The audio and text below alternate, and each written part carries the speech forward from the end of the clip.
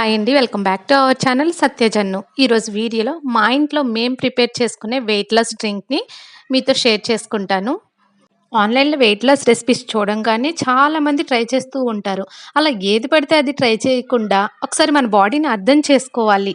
మన బాడీ ఎలా ఉంది? ఫర్ ఎగ్జాంపుల్ ఈ పౌడరే ఉంది. ఈ పౌడర్ కొంతమందికి మార్నింగ్, ఈవినింగ్ 2 టైమ్స్ తాగినా ఏం కాదు.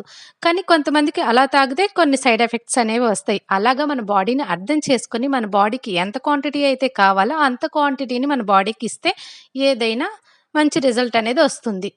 సో, రెసిపీలోకొచ్చేస్తే స్టవ్ పైన పాన్ పెట్టుకొని అందులో నేను 1 కప్ జీరా యాడ్ చేసుకున్నాను. ఇది మంచిగా కలర్ వచ్చే వరకు డ్రై రోస్ట్ చేసుకోవాలి. ఇవి నేచురల్ ఇంగ్రీడియెంట్సే కాబట్టి మనకి అందరికీ సెట్ అయిపోతది. మనం రోజువారీ కర్రీస్‌లో ఆటిల్లో అన్నిట్లో యాడ్ చేసుకుంటాము.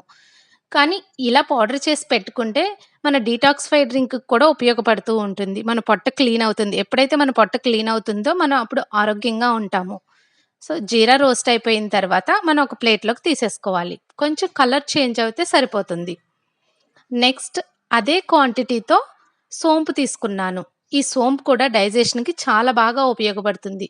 ఇది త్వరగానే ఫ్రై అయిపోతుంది. ఇది కూడా కలర్ చేంజ్ అయిపోయిన తర్వాత ఒక ప్లేట్‌లోకి ట్రాన్స్‌ఫర్ చేసుకోవాలి.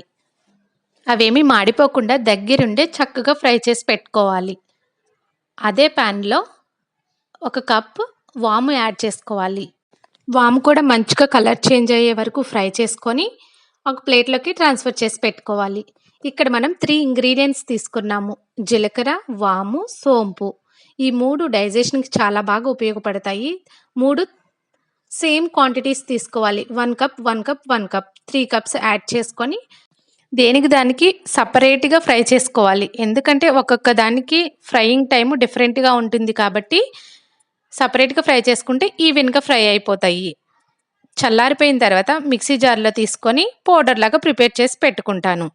వేడి నీళ్ళల్లో ఒక స్పూన్ వేసుకొని తాగేలాగా అయితే మెత్తని పౌడర్‌లాగా చేసుకోవాలి. అలా కాకుండా నమిలి కొంచెం వాటర్ తాగి మింగేసేలాగైతే బరకగా ఉన్నా సరిపోతుంది.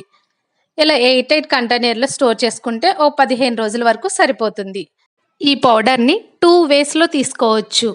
ఒక 1 టేబుల్ స్పూన్ పౌడర్ తీసుకొని ఒక గ్లాస్‌లో వేసుకొని వేడి నీళ్ళు యాడ్ చేసుకోవాలి. మార్నింగ్ డీటాక్స్ డ్రింక్‌లా కూడా ఉపయోగపడుతుంది.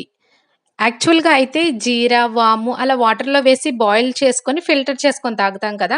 ఒక్కొక్కసారి టైం లేనప్పుడు ఇలా పౌడర్ చేసి పెట్టుకుంటే ఇలా ఇన్‌స్టెంట్‌గా అయినా యూజ్ చేసుకోవచ్చు.